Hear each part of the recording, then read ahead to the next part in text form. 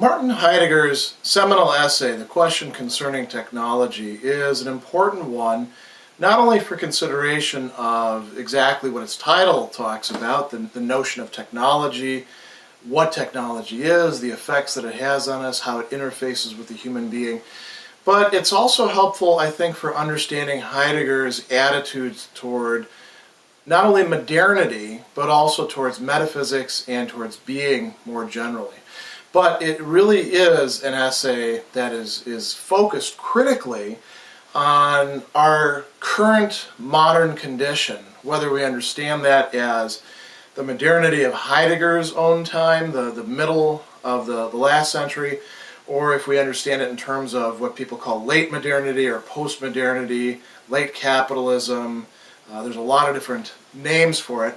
The current condition that we're in, where these questions and these issues that Heidegger has his finger on are becoming even more pressing. They're sort of raised to a higher power.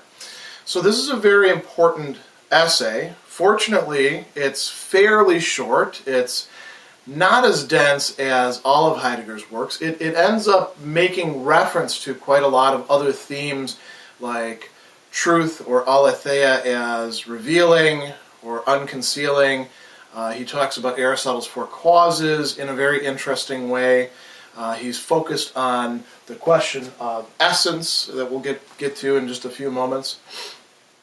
But before we do that, I wanted to sort of give you a general thumbnail sketch of where he's going with all of this.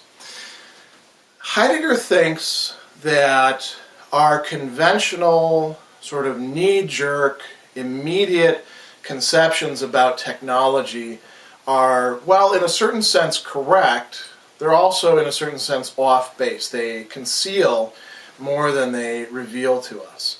They don't actually show us what technology really is and what technology really does, and how the human being as such, Dasein, is intimately connected with it. It tends to take a kind of external view on it that doesn't necessarily leave the human being out, but even doesn't fully understand how human beings interface with technology.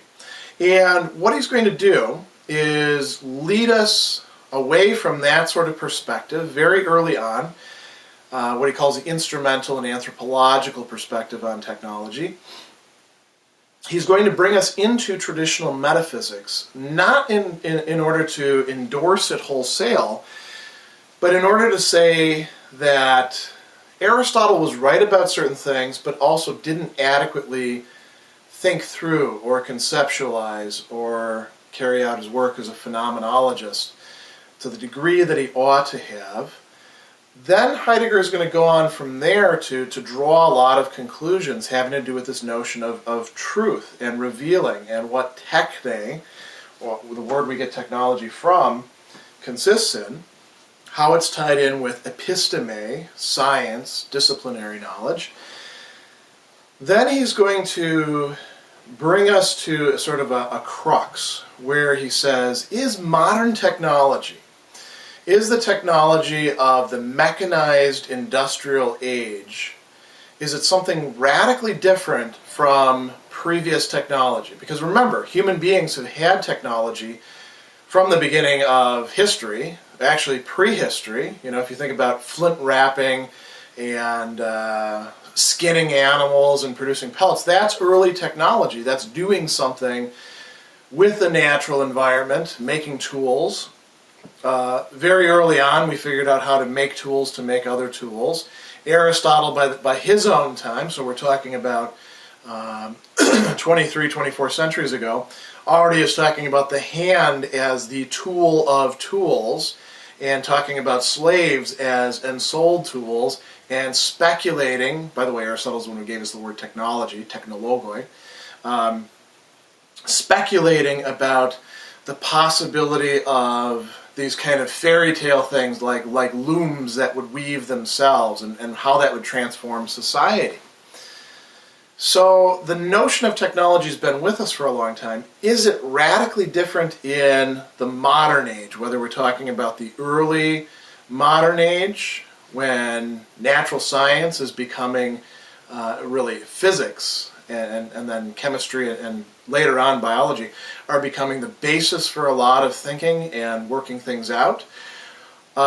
Whether we're talking about the industrial age, where now we have tools being used to create tools, and so on and so forth, or whether we're talking about what they nowadays call post-industrial society.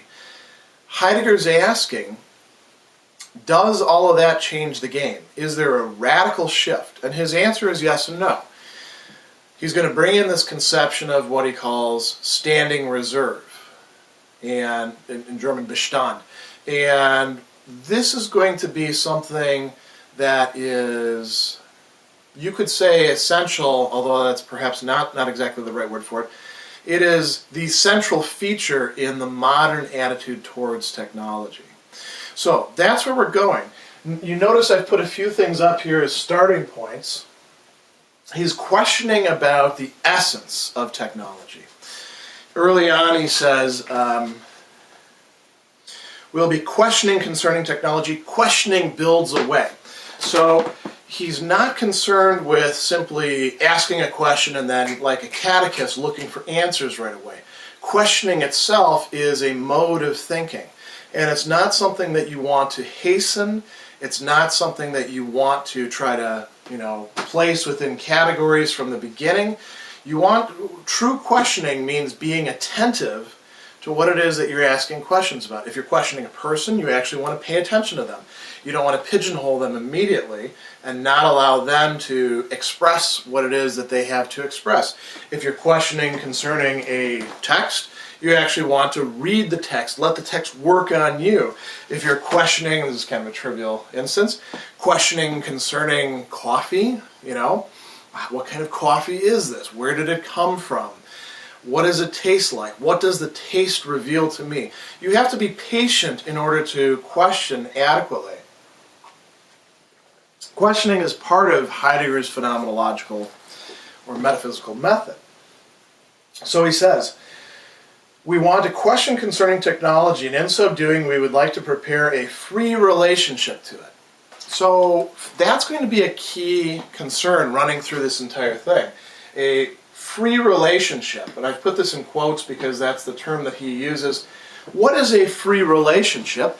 He tells us, and this is an early sort of sketch of it, the relationship will be free if it opens our human existence to the essence of technology. So already here we're looking at a connection between existence and essence. We're trying to see how they fuse together. How does my existence as a human being, how does that find itself revealed in finding out what the essence, not the instances, not just the examples, not just how it affects me, but the essence of technology? Human beings, by the way, for Heidegger, are by their very nature questioning beings. That is part of what makes us the kind of being that we are, the very special kind of being that he calls Dasein. So, where he's going to go from this is thinking about technology as a means, as a human activity. And he's going to say, this is actually quite correct. And then what he's going to do is say, it is correct, but it's superficial. When we're engaged in philosophy, if we're doing the kind of philosophy that Heidegger is, we may acknowledge the correctness of the correct. We may acknowledge its usefulness for communication. We don't have to throw it away. We don't have to reject it as some sort of neo-Luddites with respect to technology. But what we have to recognize is that everything that's genuinely important, when we go to its roots, to its foundation, to its essence, this is not going to help us. As a matter of fact, this can stand in the way. This ends up distracting us, providing us a screen, a concealment, to use Heidegger's terms, from carrying out a genuinely metaphysical inquiry. And by metaphysical, he means revealing to us gradually, stage by stage, aided, by the way, by the insights of previous metaphysicians like Plato or Aristotle or all the way to Nietzsche, showing to us what the essences of the things are. That's an activity that takes quite a bit of work. So let's get ourselves up to that point. He starts out by saying technology is not equivalent to the essence of technology. What does he mean by that little phrase? Technology in the sense of what we're used to encountering. And technology can be as crude as writing on a chalkboard, or diagramming things on a chalkboard, or the press, which took the chalk and pressed it into this form, and then put it into boxes, which then were sold, which then made their way to me. And I believe I probably took this out of a classroom, came in my pocket, because I have a tendency to shove chalk in my pocket as I lecture. And if you think about it, there's technology involved at all sorts of steps there. There's all sorts of examples or instances of technology. These glasses are technology. They allow me to be able to see. We're using technology right now to record this. None of those are the essence of technology. So what does he mean by essence? He says, when we're seeking the essence of tree, for example, we have to become aware of what pervades every tree as tree, and that it's not itself a tree that can be encountered among the other trees. The essence of technology will not be a piece of technology. It will not be one single pattern or mode of technology. Very often we go astray when we're trying to think of the essences of things by identifying them with one particular example or one paradigmatic example, and saying that one can then substitute for everything. That's not really the case. Not at least when we're doing metaphysics. We want to know, for all the things that we call technology, what is it that they have in common? What runs through all of them and unites them?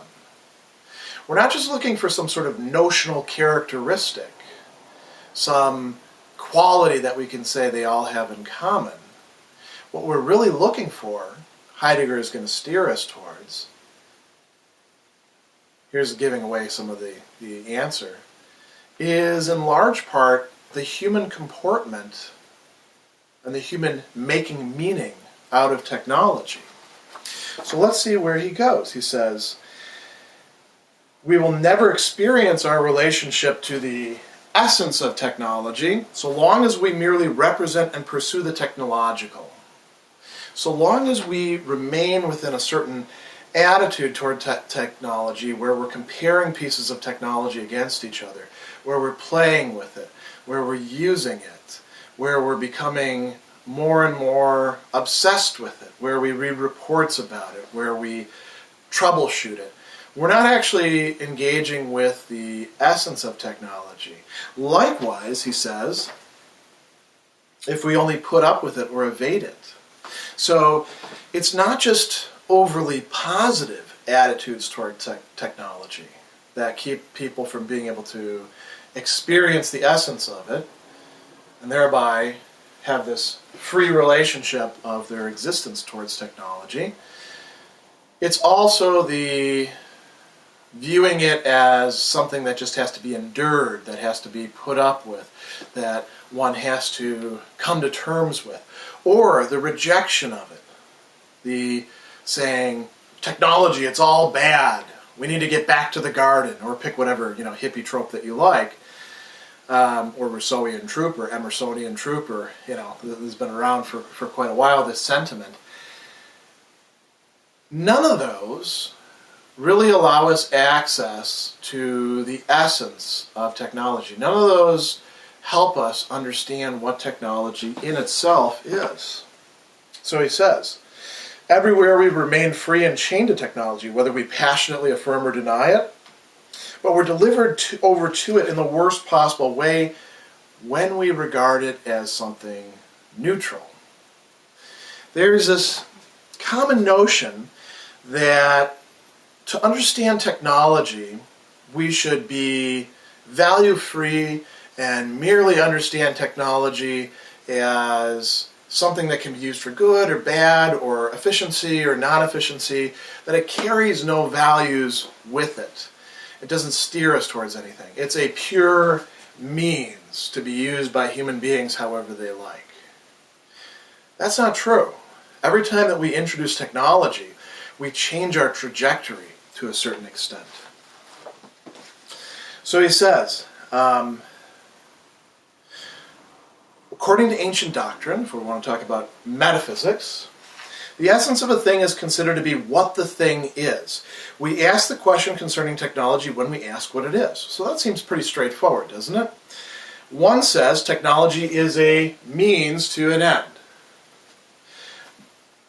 Another says technology is a human activity. And Heidegger says, do we have to choose between these? No, they're both right. Technology is, in fact, a means to an end. I write on the chalkboard in order to convey words, which are supposed to convey thoughts to you, and I use another piece of technology, this camera, in order to do that, and then I'll be uploading it on my computer. I'm gesturing over there because that's where it happens to be right now. And while I'm doing that, I'll be sitting in my office chair, which has been adjusted to the proper fit for my body, and the place will be illuminated by electric lights. My computer will be charging while I do that. I'll be plugging this flip cam into it. All these things are means to certain ends, and they're also human activities. They are the product of human ingenuity, of innovation, of making things out of other things. So he says, these two come together. Why? Well, because positing means for ends is the distinctively human activity. That's part of what we are. We are beings that actually say, I want to do this. How do I make that happen? What things do I need to do along the way? These go together. So technology becomes what Heidegger calls an instrumentum, an instrument, a tool, an aid. And he says, who would ever deny that this is correct? It is an obvious conformity with what we're envisaging when we talk about technology. This is where a lot of conversations about technology actually begin. It says the instrumental definition of technology is indeed so uncannily correct that it even holds for modern technology. Not only holds for ancient technology, like say a mortar and pestle, it holds for as modern technology as the iPhone, or the computer network, or the banking system. So he says, even the power plant with its turbines and generators is a man-made means to an end established by man. Even the jet aircraft and high-frequency apparatus are means to ends. A radar station is, of course, less simple than a weather vane. But this much remains correct. Modern technology, too, is a means to an end. That is why the instrumental conception of technology conditions, this is an important thing, it says, conditions every attempt to try to understand technology. When we begin our discussions of technology, this is the de facto or default position that people begin with in mind. And is it correct? Yes, it is. It is correct. Is it adequate? It's not adequate. It doesn't give us what we need. It doesn't tell us the essence. He says, everything depends on our manipulating technology in the proper manners and means. We will, as we say, get technology intelligently in hand. We will master it. And the will to mastery, he says, becomes all the more urgent the more technology threatens to slip from human control. So, think now for just a contemporary example that Heidegger didn't have access to. Think about all these people on their phones spending all this time, and the technology that can be used, which actually you can upload as an app on your phone to tell you, hey, knock off playing around on your phone. You spent X amount of hours on it so far. You need to actually do some real life, this is putting it in quotes because working on your phone is real life too. It's just a smaller part of the real life. You need to get back to all these other things. We use technology to try to control technology, which has gotten out of hand, and all of that is reflective of what Heidegger calls a will to mastery. Now, here's where we're going to start making our transition. He says, suppose now that technology were no mere means, that this is actually incorrect. How would it stand with the will to master it? And he says, wait, didn't we just say that this notion of it as a means was correct? And he says, yeah, it's correct. However, in order to be correct, this fixing by no means needs to uncover the thing in question in its essence. Only at the point where such an uncovering happens does the true come out, Heidegger says. We're only really fully aware of what's going on with our technology when we can get away from this correct but inadequate conception. And what is going to be our access point for that is going to be getting away from mere praxis, or you might say a physics of the apparent, to metaphysics, thinking about what really is going on here. So, he says, only at the point where such an uncovering happens do we find the true. For that reason, the merely correct is not the true. There's a difference between the true and the correct. Accordingly, the correct instrumental definition of technology still does not show us technology's essence. In order that we may arrive at this, we must seek the true by the way of the correct. We must ask, what is the instrumental?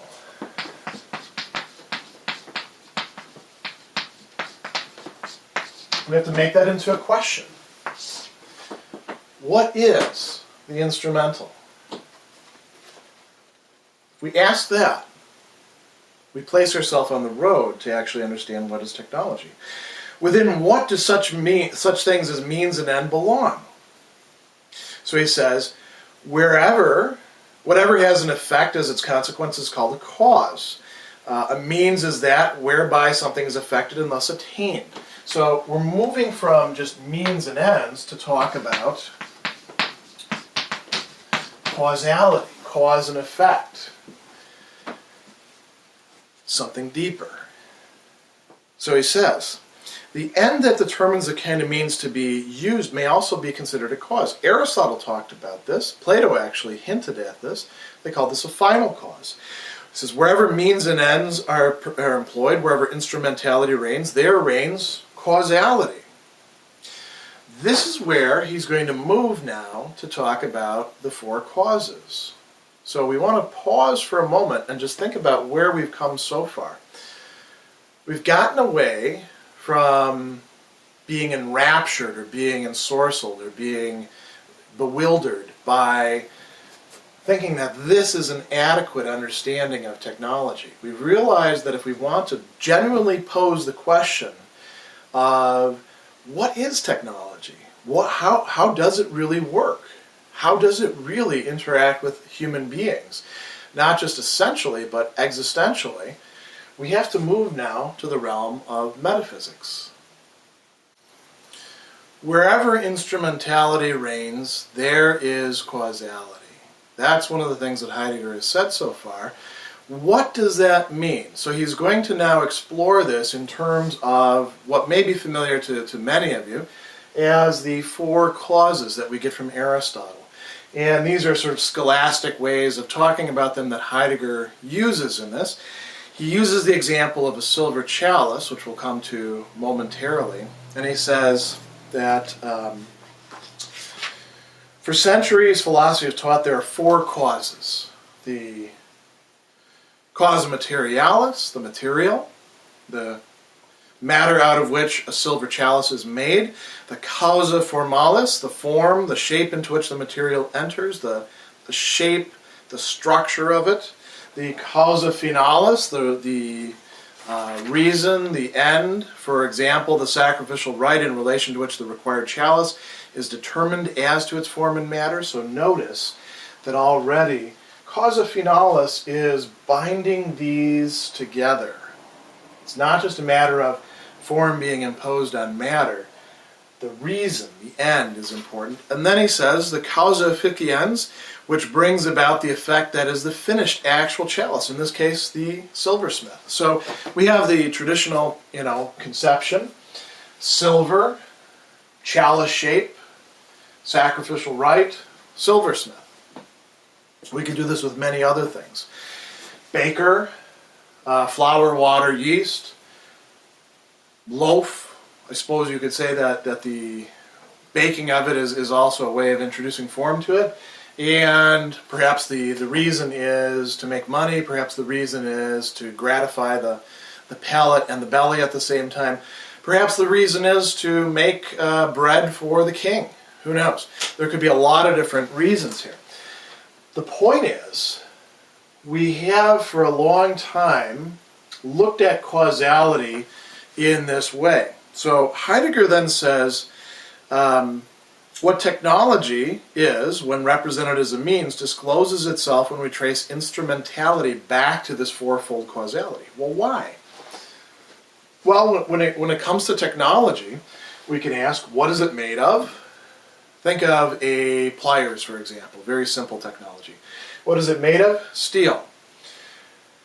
What is the form? The shape of the pliers. And if you were to adequately describe that, you would have to talk about, the gripping surface and how many teeth there are and the little nut that you have to hold them together. Probably you'd talk about the covering or the rough surface on the handles so you could use it. What is the final cause of it so that you can grip things even better? Notice that it's a piece of technology that allows you to do things with technology. And then what's the causa efficiens, the efficient cause, the producing cause? The factory that produced the pliers, perhaps, Sears Craftsman, company, the individual person who operated the die press, and then, the one who assembled the things. All these can be understood in that way. And the process by which all these causes are integrated with each other is a more complex one, but this allows us a schema by which we can make sense of it. So Heidegger says, suppose that causality, for its part, is veiled in darkness with respect to what it is. Let's say things are not as simple as this. And I don't mean that we can complicate the picture more. That's not what Heidegger means either. What he's talking about when he's saying perhaps it's not so simple as this is that perhaps these things are not what we took them to be. He says, we've acted as if the doctrine of four causes had fallen from heaven as a truth as clear as daylight, but might it be that the time has come to ask, why are there only four causes? It's a good question. Why four? In relation to the aforementioned four, what does cause really mean? What is the essence of cause that connects all of these together? And notice what he's going to say next, and I'm not going to read it directly, I'm going to just sort of summarize it for you. Not only in modernity, but it's become more pronounced in modernity, but even in ancient times, there was a tendency to make this one into the cause of causes, the paradigm for causes. If you look at modern philosophy, you will see this, at least certain modern philosophy, like Descartes, for example. You will see this becoming very, very starkly clear. And in some of Descartes' successors, like Leibniz, Leibniz is trying to bring back final causes into this schema, because the Cartesians had tried to reduce everything basically to efficient causes, causing things to take on a certain form or shape, and what they were made of. So he says the causa efficiens sets a standard for all causality. This goes so far we no longer even count this last one, telic finality, as causality. And Heidegger wants to get at something different, which is actually going to make this one more important. He says, what does cause really mean? He says, if we're looking at in certain Latin terms. Causa, casus, belongs to the verb cadere, to fall. And it has to do with why things turn out in a certain way. So he says, the doctrine of the four causes goes back to Aristotle, but everything that later ages seek in Greek thought under the conception has nothing to do at all with bringing about and affecting. What we call cause, in German Ursache, and the Romans call causa, is called aition by the Greeks. What does that actually mean? That to which something is indebted. The four causes, he says, are all ways, all belonging at once to each other, of being responsible to something else. So these are interconnected with each other. And they're all ways of being responsible. That may strike you as a rather anthropomorphic way of talking about things. If you think about the silver chalice, the metal, the silver itself, is responsible for the being of the chalice, for it being the kind of thing that it is, being made of silver, having the characteristics that it does because of that material. He says, it is co-responsible for the chalice. The chalice is indebted to, that is, owes thanks to, the silver for that of which it consists. But the sacrificial vessel is indebted not only to the silver. As a chalice, that which is indebted to the silver appears in the aspect of a chalice, in its form, in its structure, in its shape, in its eidos in Greek. Why is it a chalice and not, he says, a brooch or a ring? Why an iPhone and not just a whole bunch of parts all thrown together? Because it has a structure. Why a cup and not a cylinder that has a hole at the bottom? Well, wouldn't be much of a cup if it had that, would it? So he says both of these are responsible for it. And he says, there remains yet a third something that is above all responsible for that sacrificial vessel. It is that which in advance confines the chalice within the realm of consecration and bestowal. Through this, the chalice is circumscribed as sacrificial vessel. Circumscribing gives bounds to the thing. So not only do we have form being imposed on matter, why is form imposed on matter? Because the final cause, which really isn't a final cause in the sense of temporality, it precedes the whole working, the whole manufacturing process. The final cause, the reason for the chalice being made out of silver and made as a chalice, is the rituals that it's going to be used for, the meaning that it possesses for human beings.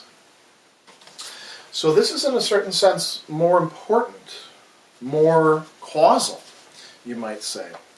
So he says, finally, there's a fourth participant in the responsibility for the finished sacrificial vessels lying before us ready to use, the silversmith. What is the silversmith? The silversmith is a worker who, for the reasons over here, imparts the form to the material and thereby produces a chalice. So he says, the silversmith, but not at all because he in working brings about the finished sacrificial chalice as if it were the effect of a making. The silversmith is actually not a causa efficiens. Why? It says, the Aristotelian doctrine neither knows the cause that is named by this term nor uses a Greek word that would correspond to it. So Heidegger is introducing something new here. Let's put the silversmith. Silversmith is a maker, and he's not the same thing as the causa efficiens. Why not? Because it's not so simple or so reducible or so direct as that. He's involved in something.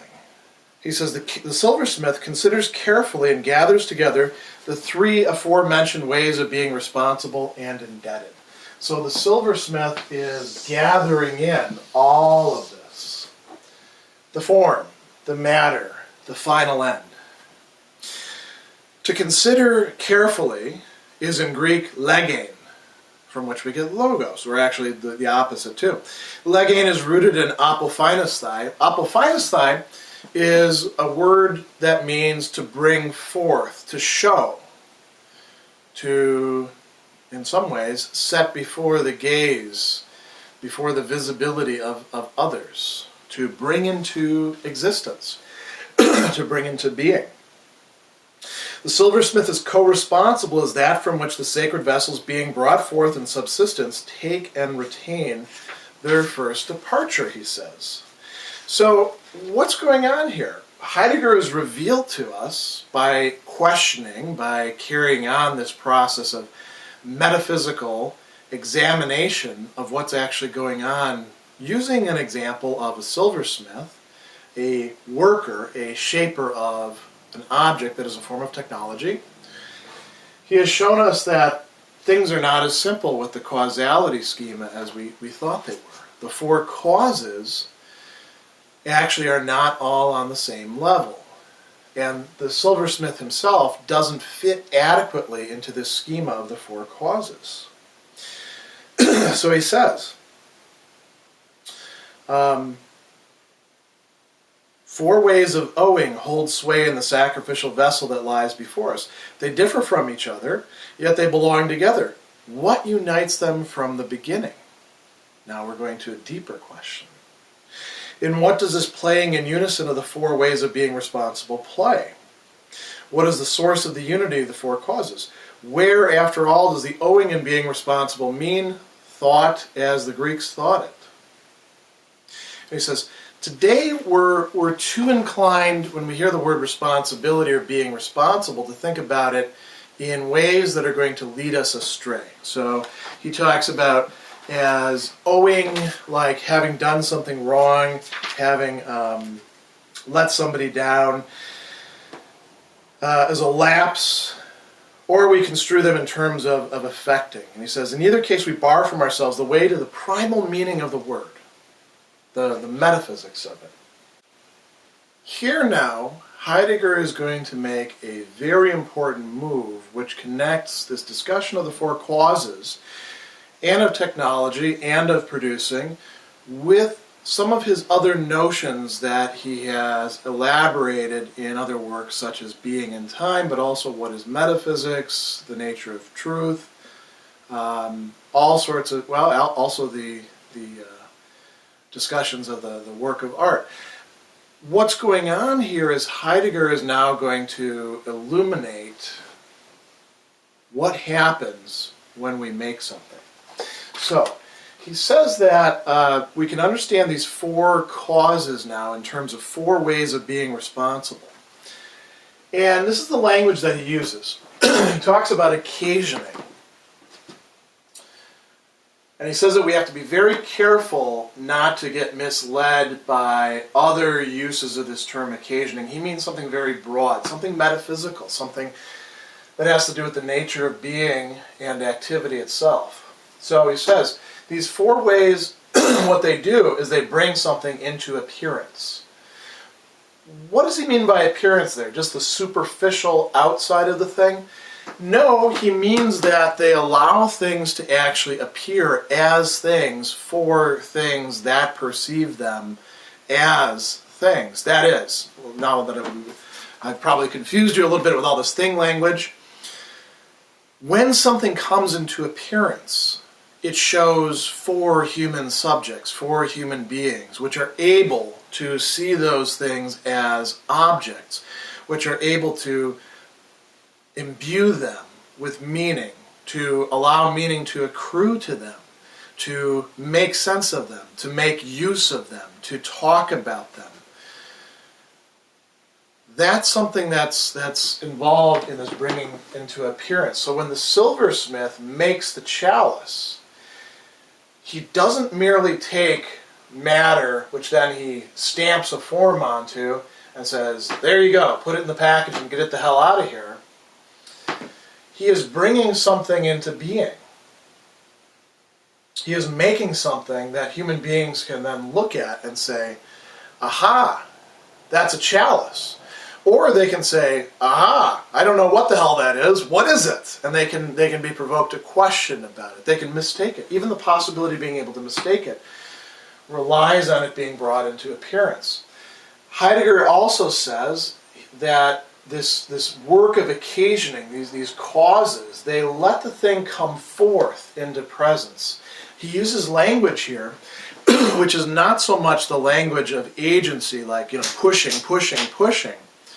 but rather cajoling, saying, come on with me. You want to be, you want to exist. Now here's your chance. Heidegger's saying this about the silver, he's saying this about the form, he's saying this about the purpose, the final end, and he's saying this about the maker or shaper or technologoi. So what else does he say? He uses this language, beautiful language, of actually setting the thing free, starting it down on its way. I'm going to read you the passage because it's so wonderful. The four ways of being responsible set it free to that place and so start it on its way, namely into its complete arrival. Think about that for a moment and think about the artistic, the creative, the even workaday manufacturing process as allowing something to be what it's going to be, as allowing it to assume the shape and the purpose that lies latent, dormant within it as potentiality. Beautiful thought there. So Heidegger then says the principal characteristic of being responsible is this starting something on its way into arrival. On the basis of a look at what the Greeks experienced in being responsible, we now give this verb to occasion a more inclusive meaning. So that's what causality is doing. That's what instrumentality and causality are involving, according to Heidegger. So he says,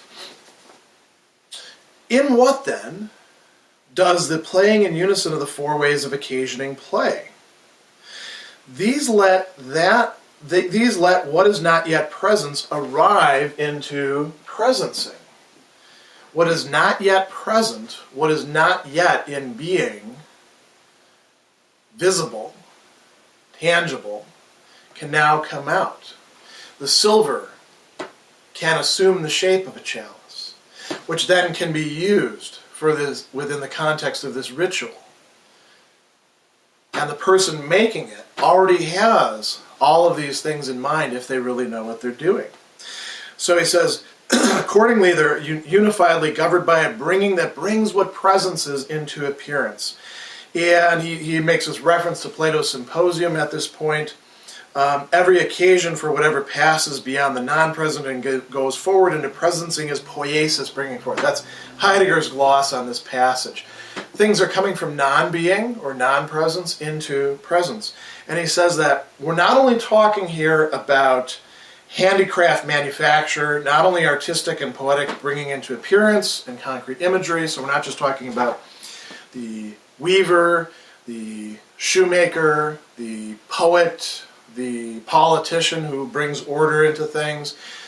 We're also talking about the realm of what the Greeks called physis, which is often translated as nature. And Heidegger, whenever he brings up the word physis, he almost always picks up on the notion of upspringing. Things in nature swell up. They come out of their potentiality into existence. Think about a seed blossoming. This is a beautiful thing to watch. Think about a plant seed, whether it's a monocot or dicot. It's always a beautiful thing to see, the rupture of the seed husk, the new plant coming forth and seeking out sustenance. Maybe it'll die, maybe it won't. Maybe it'll root itself and grow and become something. But that's the realm of physis, and this takes place within physis as well. So he says, now, what is brought forth by the artisan or the artist has the eruption belonging to bringing forth, but not in itself the way that nature does, but in another. Who's the other? The other is the silversmith, the craftsman or the artist. So Heidegger says the modes of occasioning the four causes are at play then within bringing forth, through bringing forth the growing things of nature, as well as whatever is completed through the crafts and the arts come at any given time to their appearance.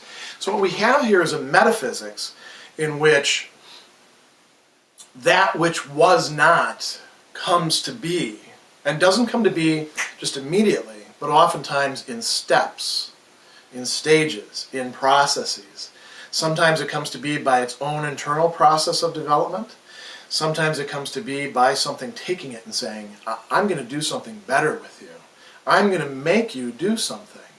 I'm going to take this flint here, which theoretically could turn itself into an arrowhead, but probably isn't going to, and I'm going to wrap it until it becomes an arrowhead. I don't know if this is the right technique for doing that. I'm just sort of making that up imaginatively, but you get the point. So he says, how does this bringing forth happen, whether it's in nature or handicraft and art? Occasioning has to do with the presencing, bringing into presence, of that which at any time comes to appearance in the bringing forth. Bringing forth brings out of, here we have some other important Heideggerian terms. Bringing forth means going from concealment to unconcealment.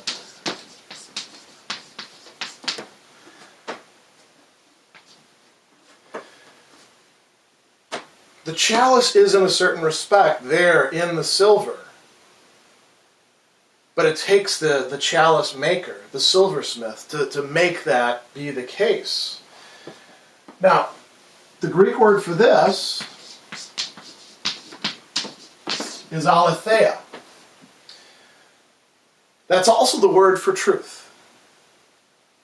So Heidegger is playing off of this, and this is very typical Heidegger, and saying the truth of the thing is its unconcealment. It's coming to being out of, literally, non-being, other being, nothing, whatever you want to say. So he says, this coming rests and moves freely within what we call revealing. The Greeks have this word aletheia for revealing. The Romans translate this with veritas. We say truth, and usually understand it as correctness of representation. So he's going to ask now, where have we strayed to? How did we end up here from technology? And he's going to take stock for a moment, and then he's going to move further into this question of technology, taking truth and unconcealment as our leading clue. Heidegger has led us at this point in the essay to this, what we might call equation. Unconcealment is aletheia, or what the Greeks call aletheia, which is also what they call truth, and that corresponds to Heidegger's notion of truth as unconcealment or as revealing. And unconcealment is not something merely visual or conceptual. It means to actually bring into being, to allow to be present, to be actual, to be active, to be engaging for us, to be meaningful. So the truth of something is, in a certain respect, its very being on the scene for us humans now. And Heidegger is going to say that this notion of bringing forth, bringing into appearance, gathers and rules the four modes of occasioning that he's talked about before, what he has transformed the four causes, the four traditional Aristotelian causes, into. Remember that the maker, he says, doesn't really fit the efficient cause quite as well as we'd like it to be. All these four causes, all these four modes of occasioning are ways in which something is responsible for the being or the being that or the being there of what is. The silver chalice exists not only because form was impressed on matter, but because of the larger encompassing final cause, the reason, the good, the end for which it exists, the project that it is a part of. And it also exists because some being that is able to set itself projects, a Dasein in Heidegger's technical sense of the term, a human being who is an artisan actually devoted thought and craft and attention and time and effort and said, I'm going to bring all these together. Now, even more encompassing of them is this action of bringing forth. It gathers and rules these four modes of occasioning, he says. Going even further than that, it also encompasses the relationship of ends and means in determining what ends we ought to pursue and what means are the best means for occasioning those ends. It also includes instrumentality itself. So remember, we've been asking about instrumentality. Why? We've been traipsing through causality because we're interested in technology. So what is technology then? Here's where we're coming once again to another crescendo in one of the early movements in this piece. What is technology?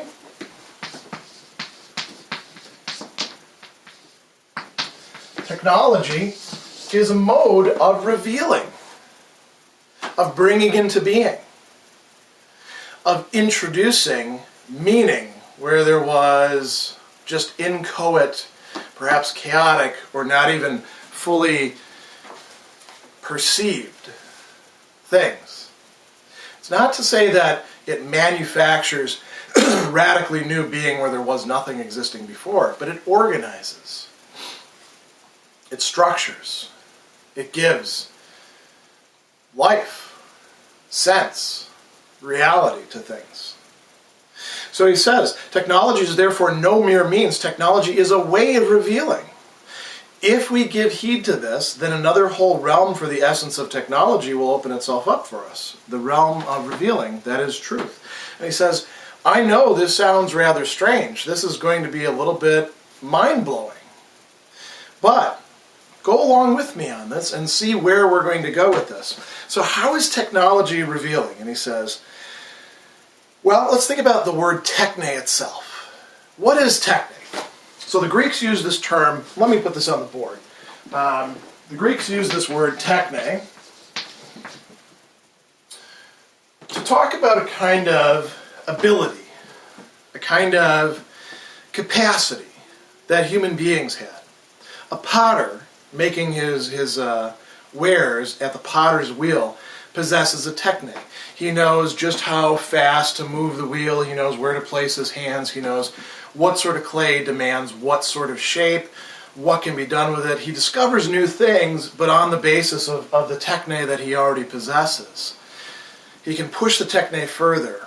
Along with this, it goes another term that the Greeks often used, episteme, from which we get epistemology, the study of knowledge. Episteme was tended to be used for things like political science, generalship, although in certain respects those might have been better understood as technes. Aristotle used the word techne for rhetoric. The art of rhetoric is the techne rhetorikes. Very often they use these terms in a kind of loose sense as equivalent for each other. Aristotle tried to distinguish fairly rigidly between techne and episteme, but they're both ways of bringing truth to things. They both have their own truth. Techne has truth in production. So, he says, techne is a mode of aletheia. That's the verb for aletheia, to bring into truth. It reveals whatever does not bring itself forth and does not yet here lie before us. Whatever can look and turn out now one way and now another. What does he mean by that? Well, if we use the pottery example, any pot that you're working on could shift and break. You can make the same clay into many different implements. You don't have to glaze it the way that you do.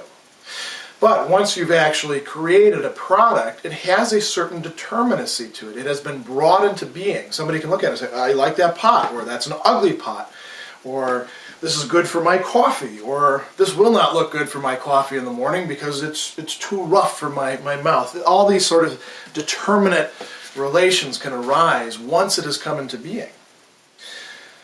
So Techne reveals things to us. He says, whoever builds a house or a ship or forges a sacrificial chalice reveals what is to be brought forth according to the terms of the four modes of occasioning.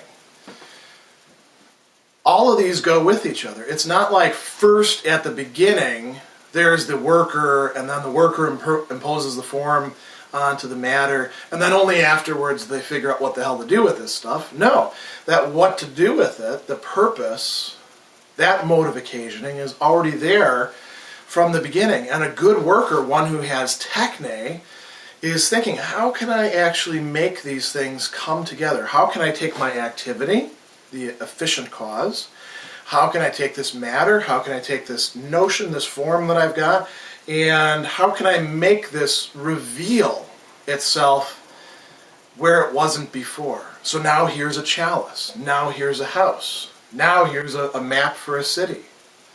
Now here's persuasion, if we want to use Aristotle's Art of Rhetoric, or that rather the means of persuasion. So he says, this revealing gathers together in advance the aspect and matter of ship or house with a view to the finished thing envisioned as completed. That's something worth thinking about and lingering over. The person who has Techne is not just sort of puttering around and seeing what happens. They have an idea in mind to begin with. And that idea is not merely the eidos, the form of it. It's already the purpose of it, and it already includes their activity of working. And it may modify itself and take on greater determinacy over time. It may actually change. It may steer them off in different directions. But he says, it's envisioned as completed, and from this gathering it determines the matter of its construction. So what's decisive in Techne is not in the making and manipulating, nor in the using of means, but rather in the revealing. That's what's decisive in Techne, that it reveals, that it brings forth, that it produces something where there wasn't something before. So he says technology is a mode of revealing. Technology comes to presence in the realm where revealing and unconcealment take place, where aletheia, or truth, happens. Now Heidegger is going to bring up a worry that we might have once again. Can this actually apply to modern technology? Is modern technology, which seems to be much more convoluted, seems to be a somewhat different process, seems to have attained a degree of complexity and penetration not only of the human being but of our entire environment that previous technology did not have. Now, I mean, you can say human beings always have, at least as far as we can think back to, lived within a technologically rich environment. But that environment lived as sort of an oasis in a vast ocean or desert, however you want to put it. Actually, both of those are badly put. A plethora of nature. There was a closer connection, a back and forth between the technology, the maker, and the nature in which everything else was grounded. That's different for modern man, isn't it? For modern humanity. It's very different. It's even more different for our own time than it was in Heidegger's time, where you couldn't cut yourself off as easily from the outside world and the environment as you can now. Think about the ubiquity of air conditioning and the effects that that has. Or the fact that with a smartphone, you can carry around this technological device that can shield you from actually having to interact with almost anything around you. Think about how people can lose themselves in virtual worlds, not only for hours at a time, but for days at a time. Maybe modern technology really has changed the pattern. Maybe it's revealing to us something quite different, something radically new. That is where Heidegger is going. And I'm just going to give you a little bit of a prevision of this in this discussion, and then we'll come back to that in a later lesson or lecture or video. He says, we can say that this doesn't fit modern machine-powered technology. And it's precisely the latter and it alone that is a disturbing thing that moves us to ask the question concerning technology per se. We're only really worried about technology per se, the essence of technology, because we're scared of what we've engendered, of the world that we live in because of it. It is said that modern technology is something incomparably different from all earlier technologies. Why? Because it's based on modern physics as an exact science. And in Heidegger's time, you could think of mechanics. Now, this is even more true, although we wouldn't say necessarily modern physics. The basis for that, as Heidegger is going to discuss in other works, is essentially the manipulation of formal systems, mathematics, and the application to real systems in which we can build these through silicon, through hardwired circuits, through the capacity of those circuits to receive what we call software. We could think of our ways in which we've altered the environment not only through Wi-Fi and computer networks, but even through our logistics networks, which are largely ways in which human beings make things move from point A to point B. So he says, the reverse holds true as well. Modern physics is actually dependent on technical apparatus and on progress in the building of apparatus. So modern physics cannot be the answer to the question, what's different about modern technology?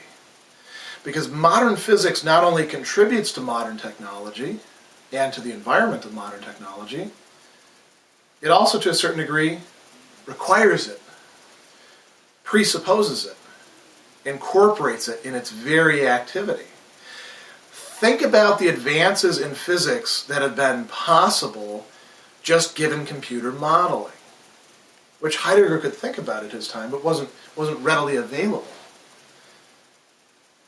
That's not a question of physics driving technology. That's a question of technology making something possible for physics, which then can feed back in and give us models that we can use to make the technology yet more sophisticated. There is a reciprocal relationship there. That's what we're going to close for the time being. We're going to leave this question of, well, just how is modern technology actually different in what it's revealing to us from previous technology? We're going to leave that question open. I will throw one word out there, actually two words, one word in German, two words in English, standing reserve or Bestand. That's going to be Heidegger's answer to that, but there's still a lot more to cover in this, and what we want to do at this point is sort of take stock of how far we've come. We began with thinking about technology in general, realizing that it had to do with instrumentality.